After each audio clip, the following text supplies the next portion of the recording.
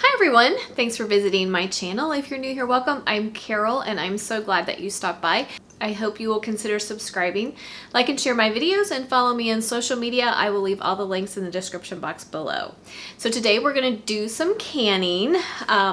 You guys have asked for chicken tortilla soup, so I know it's taken me a little while to get to it. There's been a lot going on, but the other reason was I was kind of mulling things over of how I wanted to do it and all that. So I've given it some thought, and I think I've come up with a good solution with a recipe that I believe we will all enjoy, and it's really easy to do.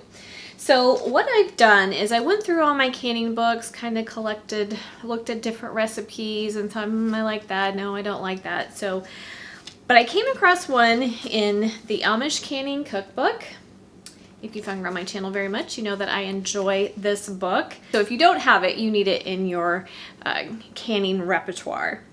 Anyway, she has a recipe in here called South of the Border Chicken Soup, which has a similar profile to chicken tortilla soup, but it includes some things that I wouldn't put in chicken tortilla soup. Like, she uses carrots and celery. That's not something I would put in there.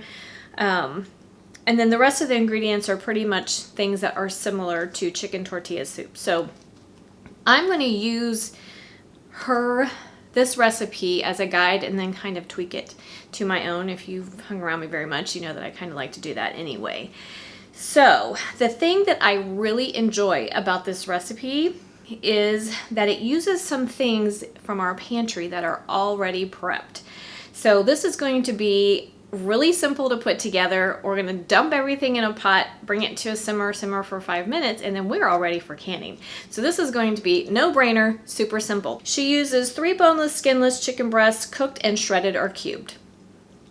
So I had 4 small ones, so I technically used 4, but they were little. So it's going to be about the equivalent of 3 of the boneless, skinless chicken breasts. I just poached them and shredded them. So they're ready to go.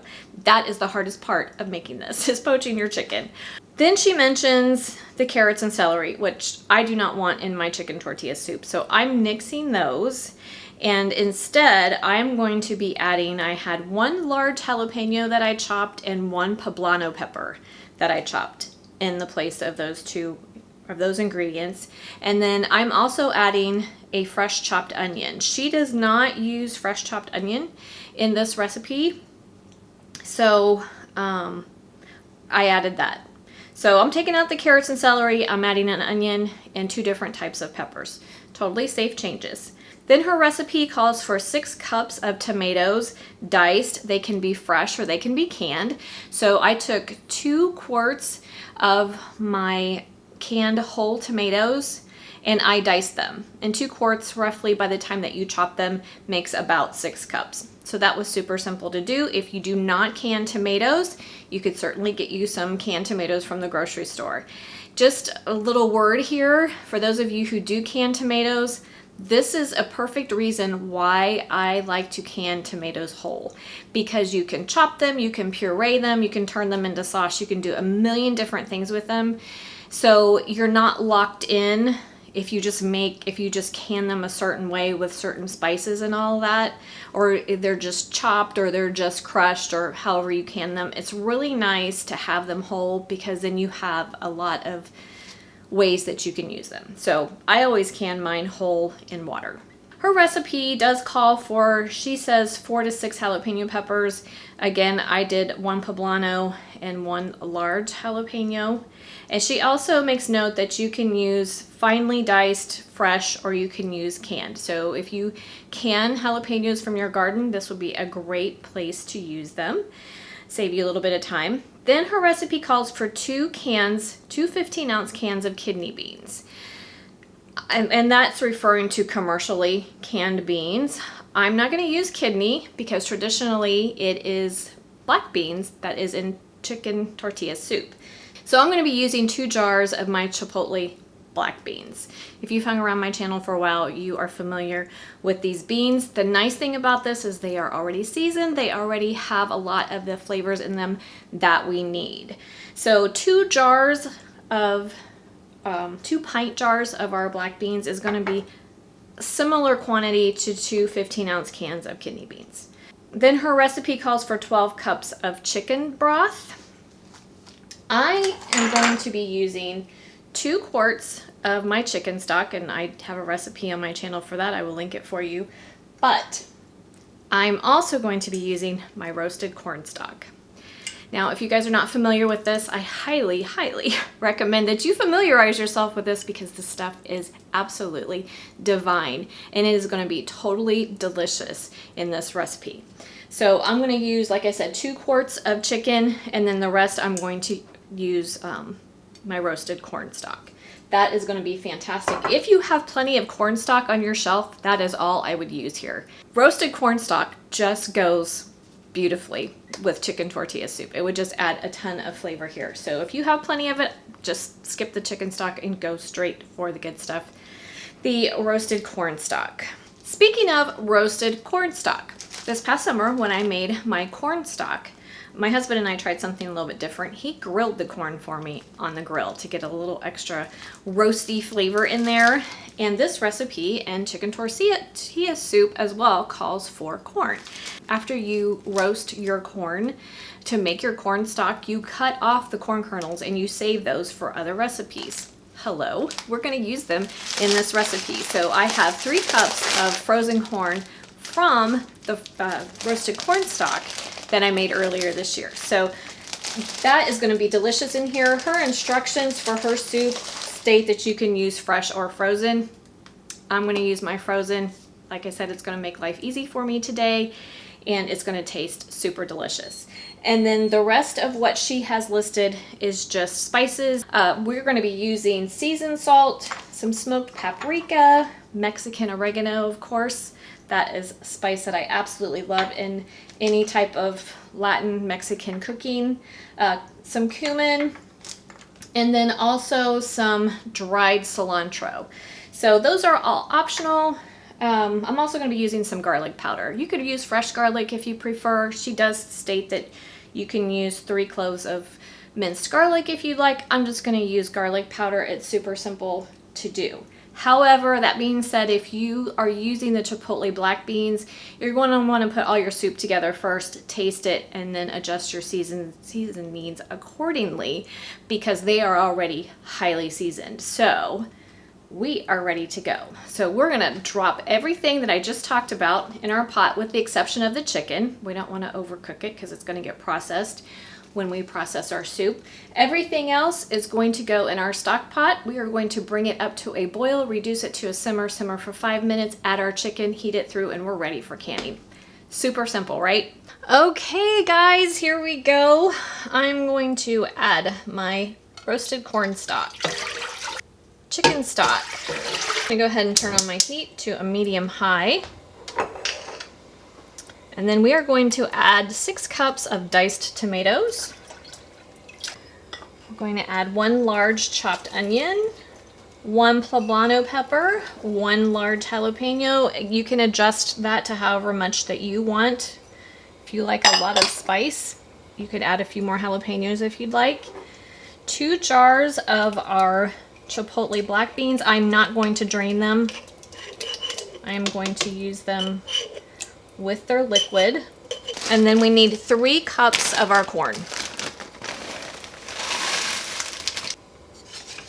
All right, we're gonna give that a stir. Before I add any seasonings, I'm going to let this come up to a simmer and I'm gonna taste it and see where we are seasoning wise. So we will add our seasonings when we add our chicken. So bring this up to a boil, reduce to a simmer for 5 minutes, and then we will add our chicken and our spices. While that's happening, I'm gonna get my canner and my jars ready. Okay guys, one thing that I did want to mention, if you didn't want to use the fresh peppers, you could always use a product like Rotel where your tomatoes and your chili peppers are mixed in together. So there's another shortcut for you. If you don't want to take the time to chop fresh peppers, you could always use something like Rotel that has the tomatoes and the peppers together. So just an option for you there. My soup has been simmering for about 5 minutes. I did taste it and it is absolutely delicious. I did add a tablespoon of seasoned salt, a tablespoon of the dried cilantro, a tablespoon of Mexican oregano, and then 2 teaspoons of garlic powder, cumin powder, and smoked paprika. It's fantastic. So now all we need to do is add our chicken, and like I said, I already cooked it and I shredded it and kind of chunked it in bigger sizes. So you shred it however you like it. I'm going to add that to our soup, let it simmer just a few more minutes, and we are all set for canning. Okay guys, we are all set for canning. Just something to note, my chicken was already hot. I cooked it just previously to starting my video, so it was already hot, so I only had to warm things through a little bit once I added the chicken.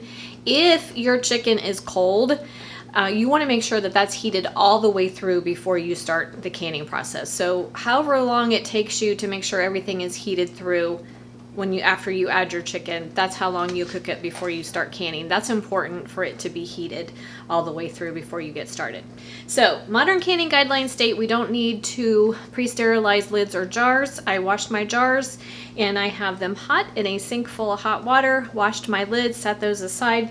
Those are ready to go. I use ball lids. If you're using a different brand of lid, follow the instructions that come with them, but the ball lids do not need to be simmered before using them. We are looking for 1-inch headspace. We are going to be canning in quarts. You can also can this in pints. If you're canning in quarts, you're going to be processing for 90 minutes. If you're canning in pints, you're going to be processing for 75. So here we go. Okay, 2 hot jars. Make sure your jars are hot. Like I said, we are looking for 1-inch headspace. Ladle your hot soup into hot jars.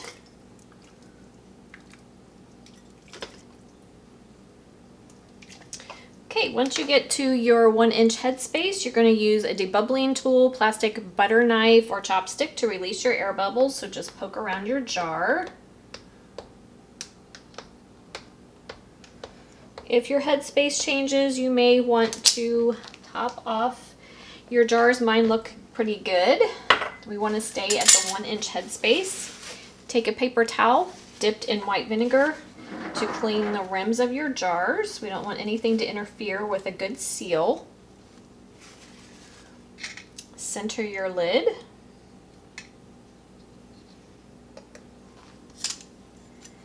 And then add your bands to fingertip tight. And in the canner they go. Okay guys, her recipe was spot on. I got exactly 7 quarts, and that is what her recipe stated that we would get. So I have 7 quarts in my canner. The one thing that I did fail to mention, especially for those of you who are new, before I started, I had my rack in the bottom of my canner and I had 3 inches of simmering water in the bottom of my canner. So that's important. I get that question a lot. Do I need to have hot water or cold water in my canner? And you should always start with hot water. Technically you can start with everything cold, but I don't think that that is a good method, and it's not the method that's recommended. So you should have hot water. Actually, it should be about simmering water in your canner when you are canning something like hot soup that is at a simmering temperature. We don't want any thermal shock, which is jar breakage, and that can happen when you have things that are 2 different temperatures. If your water is hotter than what's going in your canner, or your water is cooler than what's going in your canner, that can cause thermal shock. So just know that I started with near simmering water in my canner with the rack. So the one thing that I do to keep my jars nice and clean during the canning process, there are mineral deposits in our water that can collect on our jars when we're canning. So to avoid that, I take what's left over of my white vinegar and I pour that in my canner. So now what we need to do is put our lid on. For the All-American canner, you line up the arrow with the notch. You want to get your lid as straight as you can. And then you're going to tighten your thumb screws 2 at a time, opposites.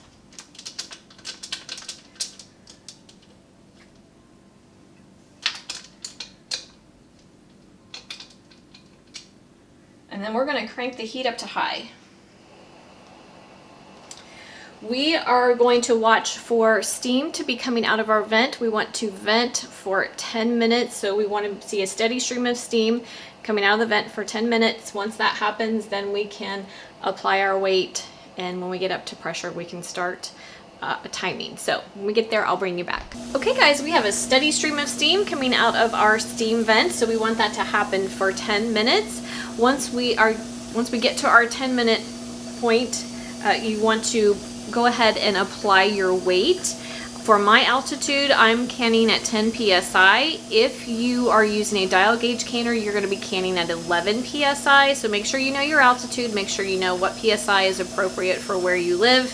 Venting for 10 minutes, so now it's time to add our weight. So I'm going to put my weight on at 10 psi. I'm going to wait for it to come up to pressure. Once it comes up to pressure, it should start jiggling, and then we will start our processing time. Again, if you have a dial gauge canner, you're looking for 11 psi. Okay guys, time to start timing. We are going to process for 90 minutes.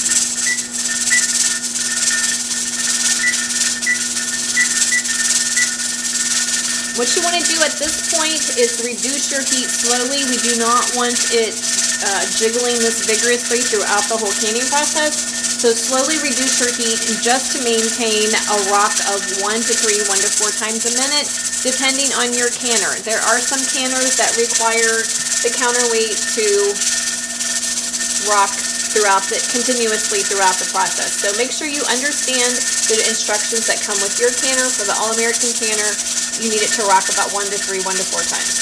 Okay guys, our processing time is up, so I'm going to turn my heat off. I'm going to let my canner return to 0 pressure naturally, wait 10 minutes, take the lid off, and let the jars cool an additional 10 minutes in my canner, and then we can see our delicious chicken tortilla soup. Okay guys, we are all done, and we have 7 beautiful jars of chicken tortilla soup.